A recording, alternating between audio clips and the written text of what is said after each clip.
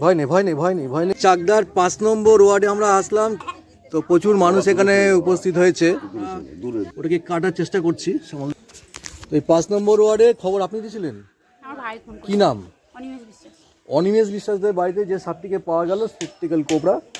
তো এনাদেরকে ধন্যবাদ জানাবো, কারণ হচ্ছে এই সাপটি গলায় আটকে ছিল এই রিংটা, যেটা হয়তো সাপটার মানে জীবনহানির আশঙ্কা ছিল এটা।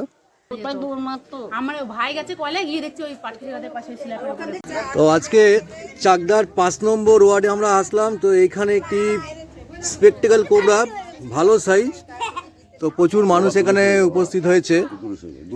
তো সাপটি গায়ে একটুখানি আটকে আছে, প্লাস্টিক বা যেহেতু কিছু আটকে আছে, তো আমরা ওটাকে কাটার চেষ্টা করছি। তো ওটা কেটে দেওয়া হলো, যে কারণে এখানে প্রচুর আঘাতের চিহ্ন লেগেছে ওর গায়ে। ঠিক আছে, আচ্ছা একটু হলুদ হবে, গুঁড়ো হলুদ হবে, গুঁড়ো হলুদ দিন একটুখানি। আচ্ছা এটা কেন এখানে আসছে জানেন আপনারা? এখানে তো জলাশয় তো থাকে, এখানে অনেক সাপই আছে। অ্যাকচুয়ালি কি ঘরের সাপ? না না, ঘরের সাপ না, এরা থাকে হচ্ছে মাঠে থাকে। মাঠে আমরা প্রচুর পরিমাণে আমরা বিষ দিচ্ছি, যে কারণে সাপের থাকার অভাব হয়ে যাচ্ছে, জায়গার অভাব হয়ে যাচ্ছে। তো হাতের সামনে আপাতত হলুদ ছিল, একটু ভালো করে হলুদ দিয়ে দাও একটুখানি।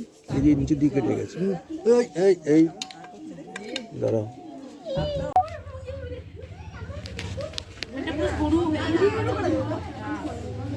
ঘা মানে কেটে গেছে আর কি। কোনো কিছুতে আটকা ছিল দীর্ঘদিন।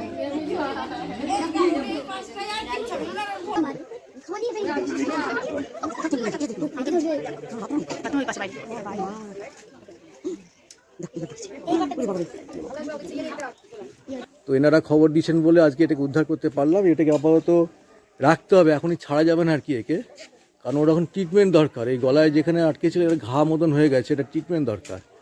ট্রিটমেন্ট দেওয়ার পর আমরা এটাকে ছেড়ে দেবো। তারপরে তো আমাদের রেস্কিউ কমপ্লিট হলো, এবার আমরা এখান থেকে বেরিয়ে যাব। বাড়ির লোককে এটাকে ট্রিটমেন্ট দিতে হবে।